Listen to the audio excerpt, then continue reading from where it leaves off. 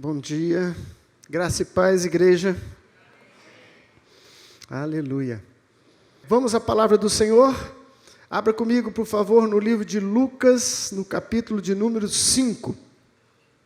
Continuamos aprendendo sobre as parábolas de Jesus. E eu ministrei algumas parábolas que estavam mais lá no fim dos evangelhos. E resolvi dar um alívio para a igreja. E agora eu vim mais o começo dos evangelhos. Eu pensei que ia ser um alívio, mas depois eu percebi que não vai ter alívio, não. Louvado seja Deus. Hoje eu vou falar sobre moda e sobre bebida. É brincadeira. Abra comigo, Lucas 5, versículo de número 33. Lucas 5, 33.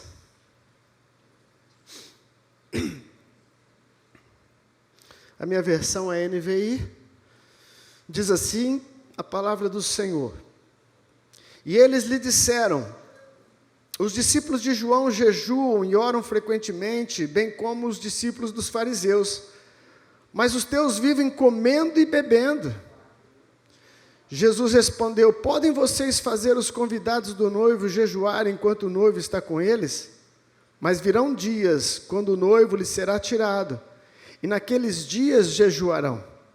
Então lhes contou esta parábola: ninguém tira um remendo de roupa nova e o costura em roupa velha. Se o fizer, estragará a roupa nova, além do que o remendo da nova não se ajustará à velha. Ninguém põe vinho novo em vasilhas de couro velha. Em algumas traduções está odres. Se o fizer, o vinho novo rebentará a vasilha, se derramará e a vasilha se estragará. Ao contrário, vinho novo deve ser posto em vasilhas de couro nova. E ninguém, depois de beber o vinho velho, prefere o novo, pois diz: o vinho velho é melhor. Pai, graças eu te dou mais uma vez pela tua santa, rica e poderosa palavra. Eu rogo, Senhor, para que o teu Espírito ministre aos nossos corações, Pai. Porque se o Senhor não ministrar, Senhor, será apenas mais uma reunião. Mas se o Senhor se manifestar no nosso meio, sairemos daqui, Senhor, com uma palavra viva, de um Deus vivo, para mudar a nossa geração, as nossas casas, a nossa família, em nome de Jesus. Amém. Aleluia. Não disse para vocês que eu ia falar sobre moda e bebida? É as duas coisas que Jesus está usando como exemplo aqui. Sempre eu digo, e é importante a gente, quando ministra a palavra de Deus, entender o seu contexto, porque quando Jesus ensinava, muito embora o seu ensino, pela onisciência e graça de Deus, teria um alcance para todas as gerações, não é? Mas, a princípio, ele inicia um ensino, ou ele entra em uma exortação, por causa do seu ambiente presente, daquele momento. Algumas coisas iam acontecendo, e Jesus, então, usava da sabedoria, da palavra, e trazia, então, ensinamentos que poderiam modificar não só aquela sociedade, mas modificar toda a história da humanidade. Mas o contexto se faz necessário a gente sempre analisar, para a gente não perder os porquês Jesus falou, não é? E para não fugir, né, para não variar, Jesus novamente estava dentro de um contexto de religiosos que contestavam as coisas acerca das atitudes de Jesus e dos seus discípulos. A religião foi algo muito forte na época de Cristo, e Jesus realmente teve que desconstruir muita coisa que havia sido construído durante séculos da história do povo hebreu. Sabe por quê, amados? Porque, infelizmente, nós temos a palavra revelada de Deus, mas, tempos em tempos, nós queremos adicionar alguma coisa nossa, que nós achamos que faz mais sentido, ou que vai trazer mais resultado. E naquela época eles tinham muito disso, né? Eles tinham algumas regras que se encontravam nos rodapés das Escrituras. Então tinha a escritura, a palavra revelada, então eles entendiam ela e acrescentavam sempre algumas coisas. E entre as coisas que eles acrescentavam, por exemplo, é que um homem santo, um homem de Deus, não poderia nunca comer com pecadores, se assentar à mesa de pecadores. Aí você fala, bispo, mas parece que tem algum texto do Antigo Testamento que fala algo sobre isso, não tem? Tem vários textos, né? Como, por exemplo, Salmo de número 1, né? Bem-aventurado o homem que não anda segundo o conselho dos ímpios, não se detém na roda dos escarnecedores, nem se assenta na roda dos escarnecedores, alguma coisa assim, não é? Então, talvez, diante dessas instruções, eles então entendiam e traziam uma aplicação religiosa para tudo aquilo, ao ponto de que quando Jesus veio para romper com essas tradições, havia um conflito interno dentro deles muito perigoso, muito perigoso. A religião, meu querido, como simplesmente uma regra a ser seguida, sem vida verdadeira, ela pode gerar mais morte do que vida, mais morte do que vida. Então, dentro do contexto anterior ali, os versículos anteriores, a crítica era essa. Por que teu mestre, por que Jesus come com os pecadores? Então, Jesus já está dentro desse contexto. Aí, daqui a pouco, ele combate aquilo, vem uma outra crítica. E essa crítica foi a que nós lemos, onde eles dizem, olha, os discípulos de João e os discípulos dos fariseus, que era a religião oficial da época, eles jejuam com frequência, eles oram com frequência, mas os seus discípulos, eles comem e bebem, eles não querem saber de nada, eles querem beber e comer. Então isso trouxe uma coisa, um conflito novamente ali de estigmas, de paradigmas, de coisas que eles tinham em sua mente, achavam que era primordial, que era correto. E Jesus, então, novamente traz um ensino maravilhoso, maravilhoso para a gente, para a igreja, por causa dessas críticas. Primeiramente, ele dá uma resposta, eu acho isso muito interessante, você vai encontrar muito isso, Jesus fazendo, com uma pergunta. É sábio, muitas vezes, você responder com uma pergunta. Jesus usava muito dessa técnica, né? Então, eles chegam perguntando, os seus discípulos não jejuam, os de João jejua, talvez colocando Jesus ali na parede, ao ponto de falar assim, agora você vai ter que defender, ou você defende João e os seus discípulos, ou você condena os seus, né? Aí Jesus, de forma sábia, responde com uma pergunta. Pode o noivo, né?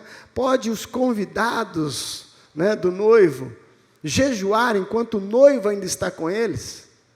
O que Jesus está dizendo? Olha, o noivo prepara uma festa de casamento, mata bezerros, prepara tudo e te convida você e tua família. Você vai resolver jejuar bem no dia do casamento dele?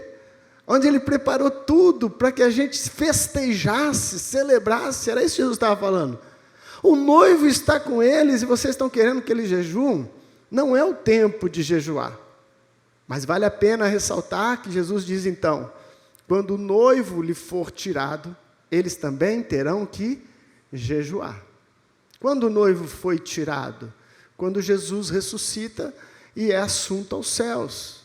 Então, fisicamente, o noivo é tirado, e a igreja, então, entra num novo processo, onde cabe, sim, o jejum, onde cabe e deve tempos de oração, de perseverança, para vigiarmos e também encontrarmos vitória em nossas vidas.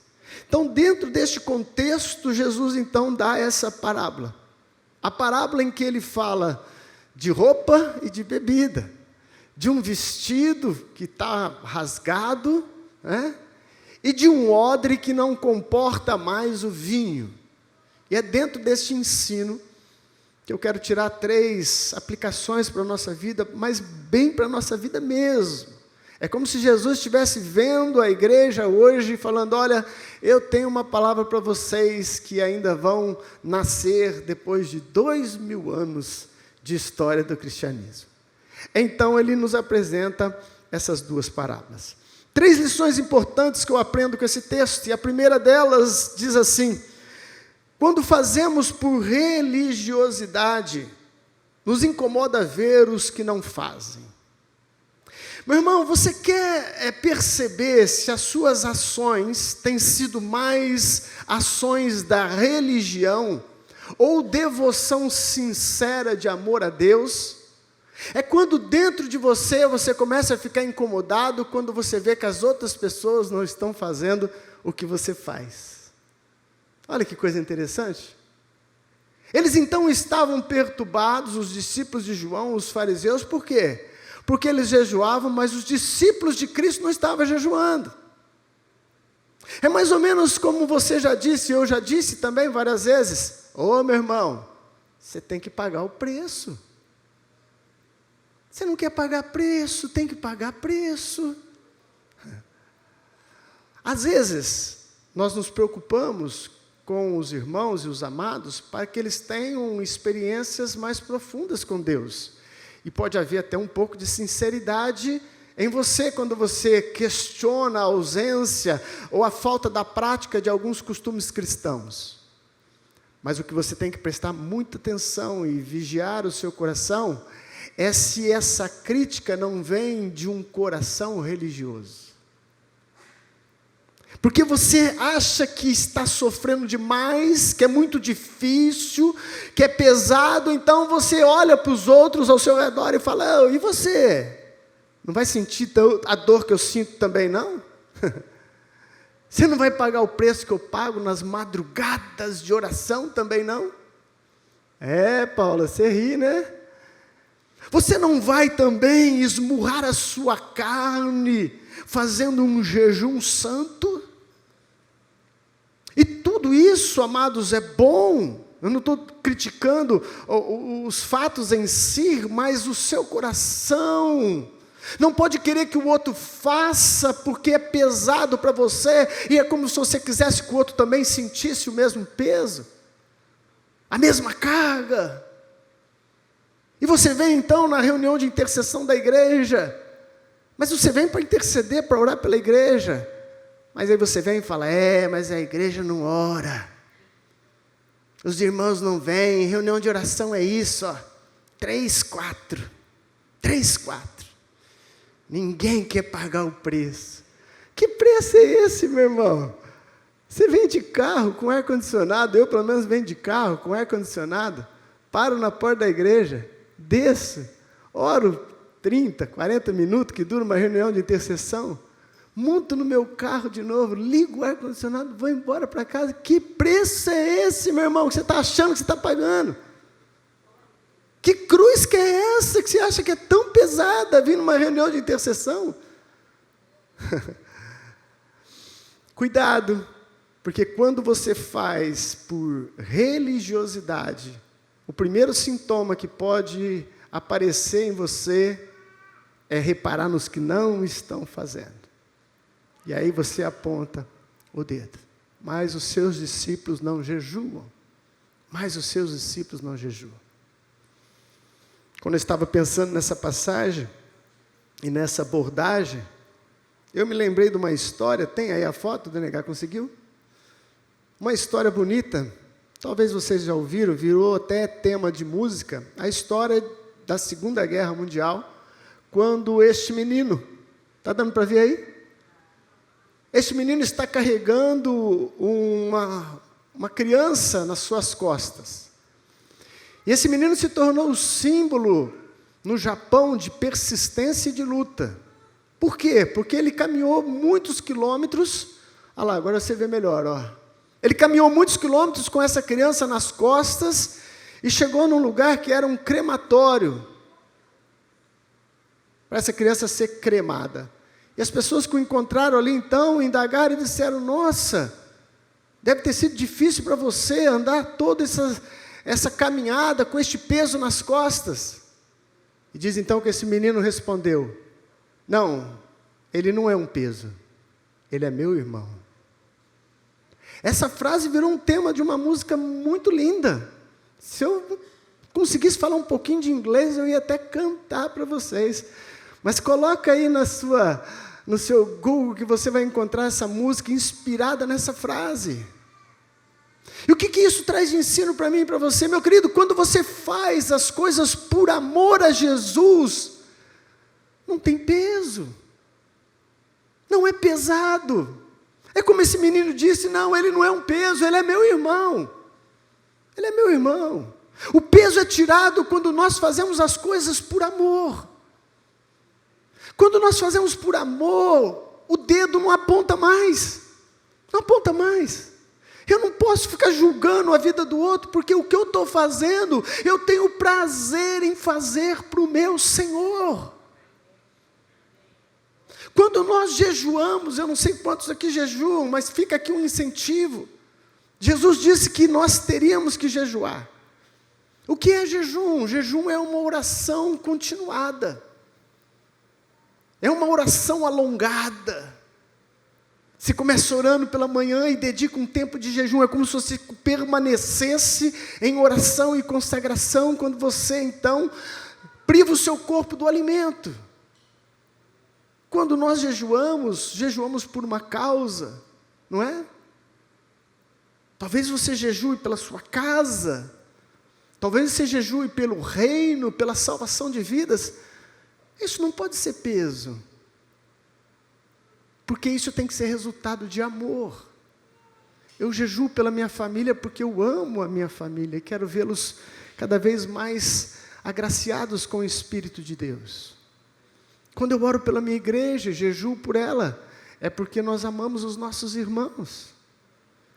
E isso não é peso. Portanto, a primeira lição importante para a gente, preste atenção, meu querido. Se o que você está fazendo é mais um ato religioso, ou se você está fazendo por amor ao seu Senhor Jesus Cristo. Amém? Segunda coisa que eu aprendo com esse texto, é que Deus quer nos dar vestes novas e não apenas remendo. Deus quer nos dar vestes novas e não apenas remendos. Nessa parábola de Jesus, ele faz uma comparação e ele usa uns termos assim, ninguém faz isso. Quando Jesus usa essas colocações, ele está dizendo para mim e para você que é uma coisa muito improvável de alguém fazer. Não faz sentido algum alguém fazer tal coisa, mas não quer dizer que alguém não possa fazer. Mas é muito improvável. O que é improvável? Improvável você tem um vestido que já está velho, ou uma calça, né? Vamos falar de calça costuma rasgar, né? Mais facilidade. Você tem uma calça que já está velha, de tanto lavar, secar, sol, esticar e tal, o tecido fica cansado e ela se rasga. Aí alguém lhe dá uma calça nova. Aí você fala, nossa, que bênção, essa calça nova veio em um tempo oportuno. Eu vou cortar um pedaço dela para remendar a minha calça velha que furou. Olha que coisa sem lógica alguma. Sem lógica alguma. Então você tiraria um pedaço de um tecido novo para colocar numa roupa velha, e Jesus diz, isso não funciona. Primeiro, porque você vai estragar a nova. E segundo, porque a velha, o tecido novo, ele vai causar uma ruptura ainda maior. Por quê? Porque ao redor do pano novo, você ainda tem um pano velho, que ao receber um enxerto e uma costura ali, vai se romper ainda mais. Vai se romper ainda mais. E o que Jesus estava querendo dizer com isso? Que o desejo de Deus não é que a gente remende a nossa vida espiritual, mas sim que a gente se revista de um novo que Deus tem para a gente. Não é remendo, é novidade de vida. Não é apenas partes, mas sim o todo. E aqui nós entramos numa questão teológica complicada, que a gente tem que prestar muita atenção. As pessoas vêm a Cristo, ou vêm em busca de ajuda na igreja. Isso é normal, gente. Isso é normal. Esquece aquela frase que você já ouviu e talvez você disse também. Quem não vem por amor, vem pela dor. Quem já disse essa frase? Eu já disse várias vezes. É quase que uma mandinga. Você não vem por amor, vai vir pela dor. Até muda a voz, né? Está errado. Sabe por que está errado? Porque nenhum de nós que estamos aqui viemos por amor. Quem é que está aqui que fala, nossa, eu me apaixonei por Jesus de tal maneira que eu comecei a ir na igreja? É hipocrisia, meu querido. Ou você veio porque queria arrumar uma namorada, ou porque você veio que estava com problema no casamento, ou você veio porque é um vazio na tua alma que nada preenche, dinheiro não preenche, carro novo não preenche, continua vazio, e você fala, eu preciso desse Deus, desses cristãos que falam que estão plenos. Eu não consigo ser pleno com todo o dinheiro que eu tenho. Talvez você veio por causa de uma enfermidade, e a coisa aperta, quando o médico olha para você e fala, não tem jeito. Tem uns que são ousados e falam, só Jesus. Aí você corre para a igreja. Você corre para a igreja. E o que há de errado nisso? Nada. Não há nada de errado. Porque são mecanismos da graça divina para nos trazer para o amor de Deus. É assim que Deus faz. Permitindo, às vezes, uns perrengues na vida, para que acenda uma luz na sua cabeça e fala, opa, peraí, o que eu estou fazendo na minha vida? Eu preciso do meu Criador, eu preciso do meu Salvador. Então a gente vem para o Senhor. Mas sabe o que é o perigoso e que eu quero tirar de lição aqui? É que algumas pessoas vêm por causa da saúde. Beleza. Mas você não pode querer receber só a saúde e achar que o seu problema é só esse e ficar satisfeito com isso, como se o reino de Deus fosse um self-service. Então você vem e se sirva, eu vou me servir de prosperidade. O que eu preciso hoje na minha vida é dinheiro. Quais são os caminhos da prosperidade cristã? Aí você vem e se serve da prosperidade. Eu estou com um estado depressivo. E eu preciso me libertar disso, glória a Deus, aleluia. Mas você não pode vir e pegar a cura para a sua depressão e falar, o que eu preciso é isso. Isso é remendo. Isso é remendo. Você está simplesmente remendando uma roupa velha e depois vai rasgar em outro lugar. Vocês estão entendendo? Vocês estão comigo? Vai rasgar em outro lugar. Porque Deus não quer remendo, Deus quer te dar vestes novas. É novidade de vida, o pacote é completo, ele é pleno. Você não pode dizer que quer prosperidade, mas quando for confrontado com a honestidade, você fala, não, isso aí é coisa de negócio. Se eu falar toda a verdade, eu não vendo. Se eu agir de tal forma, eu não consigo. Ei, peraí, você quer o pacote da prosperidade, mas não quer a honestidade? Isso é remendo. Isso é remendo. Uma estatística muito ruim,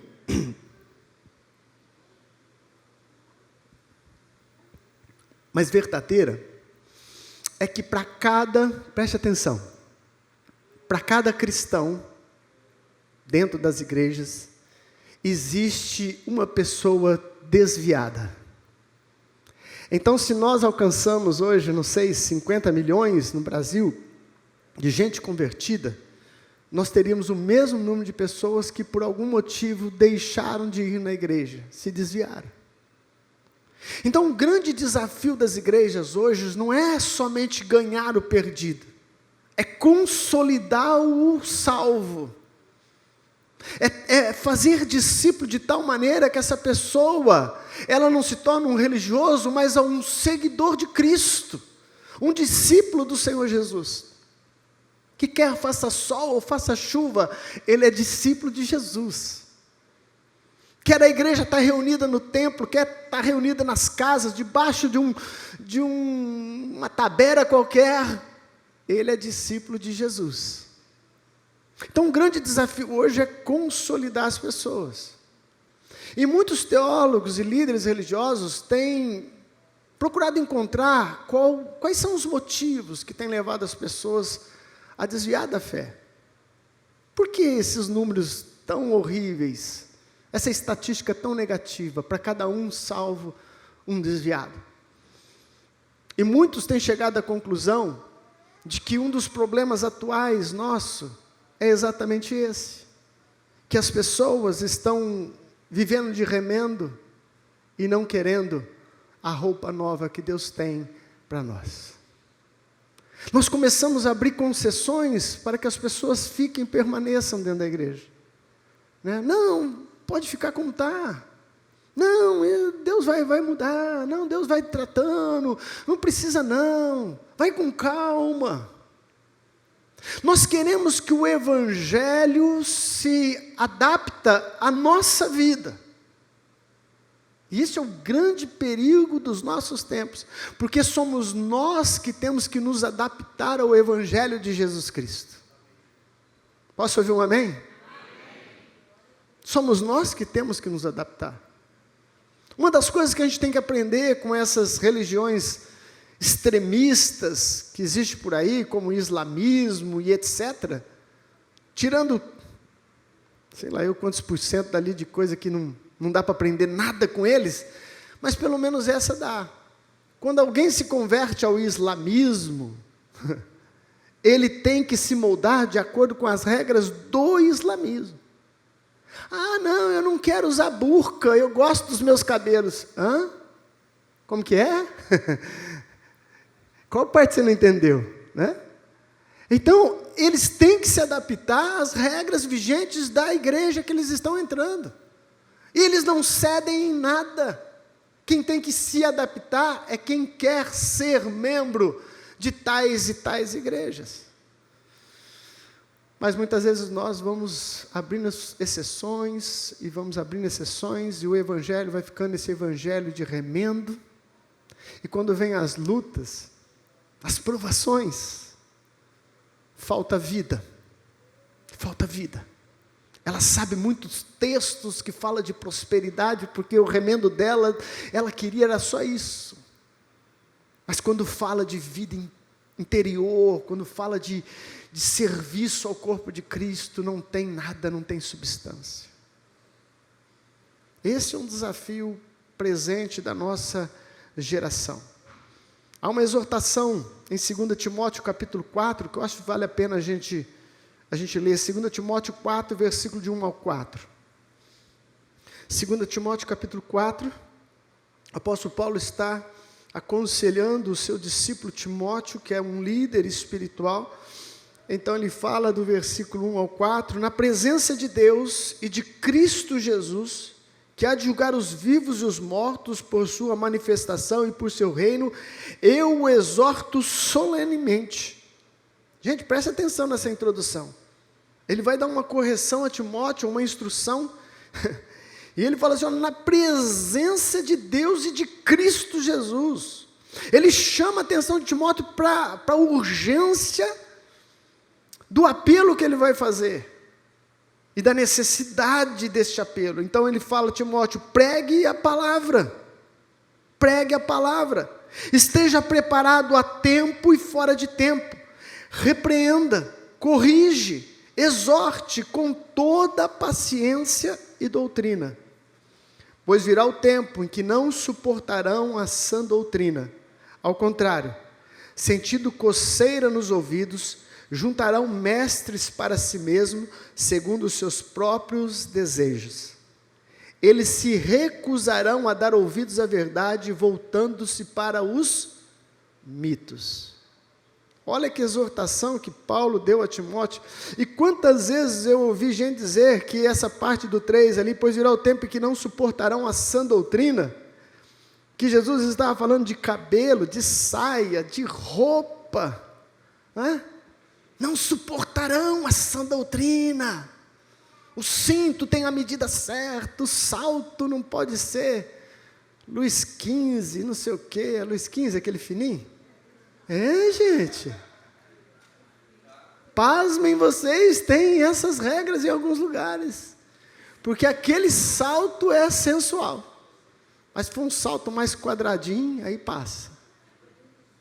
Mas o que Paulo está dizendo é que é necessário muitas vezes que haja exortação, repreensão, tudo em amor, mas não pode faltar. Você não pode passar a mão na cabeça do teu filho que está indo para um caminho errado, porque ele vai entender que há aprovação sua. Você também não pode deixar que uma criança pequena determine o que quer comer na sua casa. Porque ela é criança, ela não sabe o que é bom ainda. O teu filho de 5 anos não pode escolher chocolate ao invés de arroz e feijão. E às vezes dentro da igreja, crianças na fé ainda que estão crescendo, querem determinar que comida comem. Ah não, pastor, não vai muito duro assim não, senão já viu, né? Você está ganhando eles para Cristo. Sim, tudo tem que ser em amor, tudo tem que ser em zelo. Mas se não houver a correção, meu querido, não vai haver crescimento. Tem que haver correção. Não pode querer só um pedaço, não pode querer só remendar, meu irmão. É vida nova em Cristo. É roupa nova. E roupa na Bíblia fala sobre isso, sobre sua posição diante de Deus. Fala sobre vida com Deus. Portanto, Deus não quer remenda. Essa é a segunda lição que eu aprendo, compartilho com você. E a terceira, e tão importante quanto as outras, é que para receber o novo de Deus, tem que deixar o velho. Para receber o novo de Deus, você tem que abandonar o velho. O que são esses odres aí nas versões mais antigas, né? Na minha já traz vasilha de couro, já dando a tradução. Os odres eram uma vasilha de couro, feita com peles de animais, e que se tornava um cantil, né? Dependendo do tamanho do animal, maior ou menor. Eu pesquisei na internet como que era feito esses processos todos. Ele diz que eles cortam a cabeça do animal, e cortam as patas do animal, e tenta cortar o menos possível da sua pele, do seu couro ali, né? Para tirar tudo que está de dentro. Então, toda essa pele do animal é então costurada, né? E o pescoço do animal, onde seria a cabeça, ali vai ser a boca deste odre, esse recipiente de couro, que era usado para muitas coisas, não era só para fermentação de vinho, não, era usado para muitas coisas, transporte de água, em um lugar árido, seco, como era, e tantas outras coisas. Mas nesse exemplo que Jesus dá do odre, então ele fala algumas coisas que são interessantes, que vai servir de aplicação para a gente. Ele fala que o vinho novo não pode ser colocado num odre velho. Por quê? Esse odre era feito de couro e ele aguentava uma dilatação, não é? Então um odre velho, ele já tinha dilatado, encolhido, dilatado, encolhido, aquecido, desaquecido, e etc. Então ele ficava já com um couro mais cansado e ressecado. Quando você colocava um vinho novo dentro dele, que era um vinho não fermentado, suco de uva, então começava um processo de fermentação ali dentro. E ele começava o quê? Inchar. Então, se o odre fosse velho, ele não suportava um vinho novo. Essa é a questão do odre. Mas o odre é interessante por alguns aspectos. E nessa pesquisa eu aprendi algumas coisas, como eles preparavam esse odre. Depois de fazer isso, arrancar a pele do animal, o primeiro processo necessário era que ele ficasse exposto ao sol por um período de tempo. Por quê? Porque o sol ajudava a matar as bactérias que ainda sobrou ali. Então ele ficava um tempo exposto ao calor do sol, não é? Depois do calor do sol, eles batiam com este couro em uma rocha, em uma pedra, para que o couro ganhasse resistência. E depois, em terceiro lugar, eles penduravam ele num varal, acendiam uma fogueira debaixo e deixava que a fumaça do fogo, então, ficasse aquecendo este odre, a fim de que ele ganhasse elasticidade, flexibilidade. Bispo, o que isso tem a ver com a mensagem? Tem tudo a ver. Porque Jesus disse que o vinho novo, ele precisa ser colocado em odres novos. Meu irmão, se nós não tirarmos a velha maneira de pensar e de agir dos nossos hábitos cotidianos, você está impossibilitado de receber um novo de Deus. E essa era a grande lição para aqueles religiosos. Eles queriam que as pessoas jejuassem, eles queriam que as pessoas orassem, eles queriam ver um exterior religioso, mas Jesus dizia para eles: olha, enquanto não mudar o coração de vocês, nada disso vai ter valor. Enquanto vocês estiverem fechados numa religião completamente contrária aos princípios da nova aliança, vai ser impossível vocês receberem o vinho novo. Vai ser impossível. Vai se romper, meu irmão. Imagina aquela cultura judaica, enraizada nos costumes do templo. Por exemplo, hoje ainda tem algumas igrejas que começam a parecer com isso. Dízimo tem que ser trazido no templo. É no templo que está a bênção. A oração do pastor é que vai trazer a bênção para você. Tudo isso são figuras de um culto religioso do Antigo Testamento. E que algumas pessoas importam, porque isso dá um pouco mais de lucro, dá um pouco mais de prisão, dá um pouco mais de religião. Eu tenho que ir na igreja. Por quê?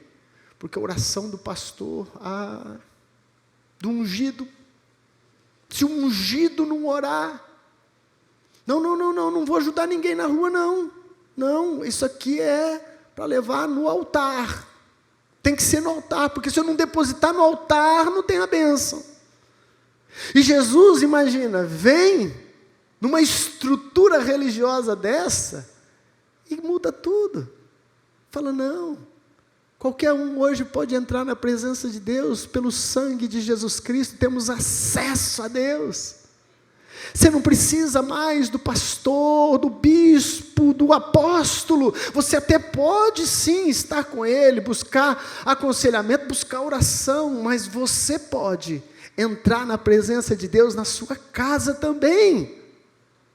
Você pode pegar do seu dinheiro, que seria o santo espiritual, e atender a necessidade de alguém que está caído à sua porta.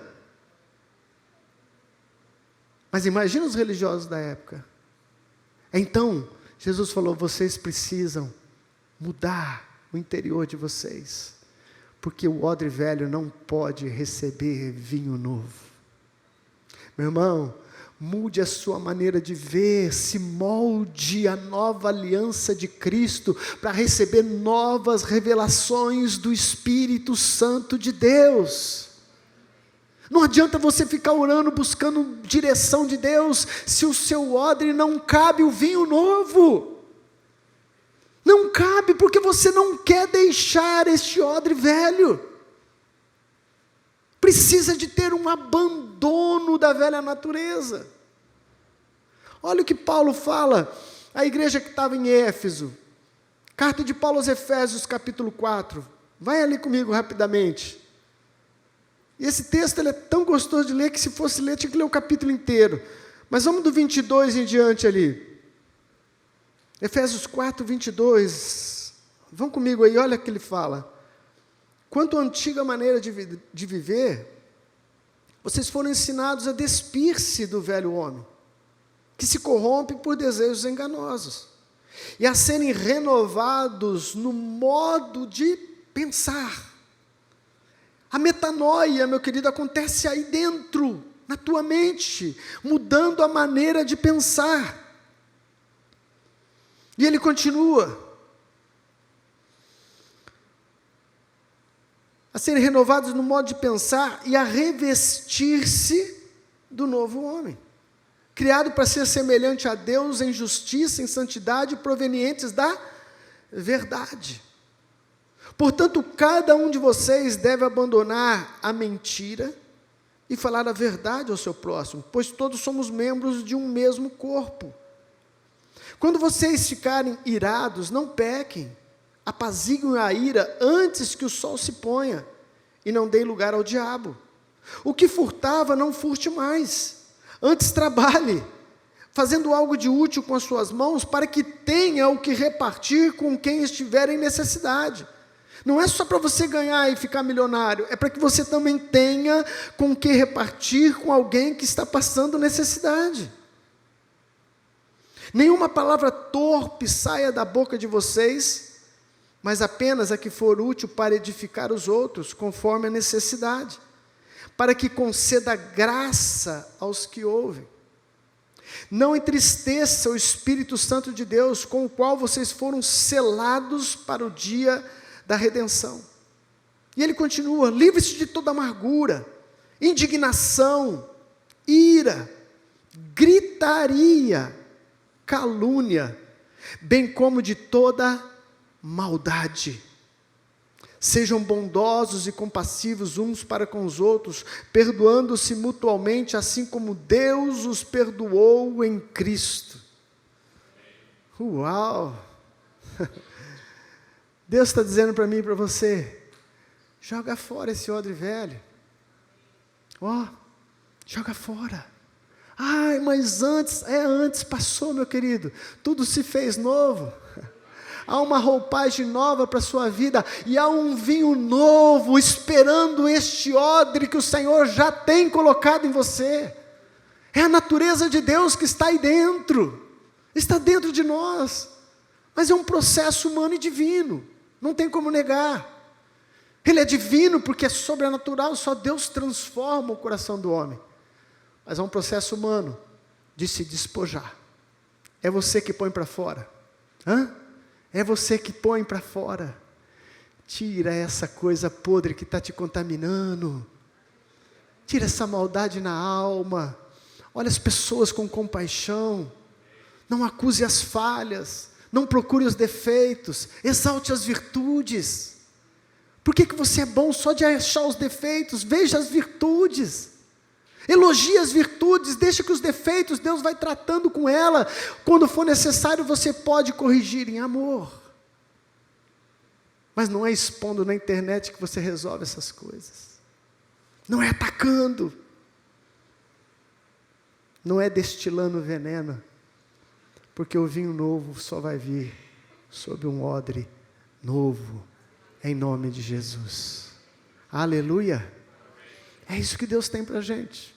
Essa é a nova aliança no seu sangue. Estamos libertos da religião formal, mas vivemos Cristo todos os dias. Como diz o nosso professor Mateus, não tem vida espiritual e vida secular, existe vida com Deus. Posso ouvir um amém? Amém. Vamos ficar de pé no nome de Jesus.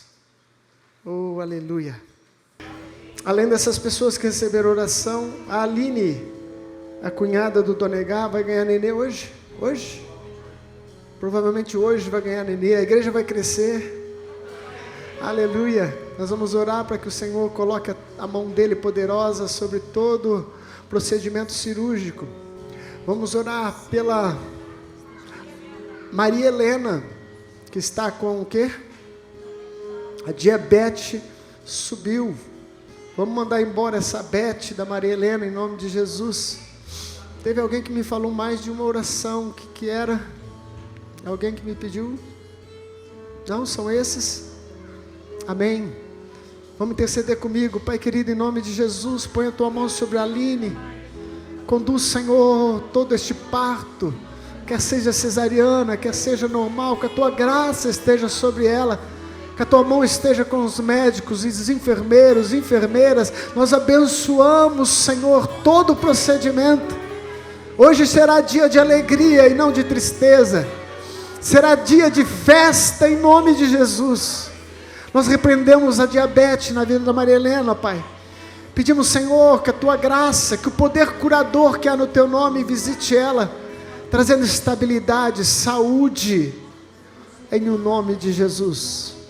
Aleluia, aleluia. E aniversário, quem está fazendo aniversário? Isso, vem cá, estenda a mão para cá, vamos abençoar esse povo. Pai querido, em nome de Jesus, nós te agradecemos, porque o Senhor concedeu a cada uma delas mais um ano de vida, e também ao João mais um ano de vida. Que a tua graça se renove, Pai. Que a vida, Senhor, que lhe está sendo dada, seja bem usada. para que eles possam chegar lá na frente e dizer: valeu a pena caminhar com o Senhor, valeu a pena servir o Senhor. Deus abençoe a vida de vocês, em nome de Jesus, amém, aleluia. Vamos aplaudir o Senhor. Erga a mão para o céu. O grande amor de Deus Pai, a graça do nosso Senhor Jesus Cristo e o vinho novo do Espírito venha sobre cada um de vocês, sobre a sua casa, sobre todo o povo de Deus, hoje e para sempre. Amém. Deus abençoe. Vá em paz.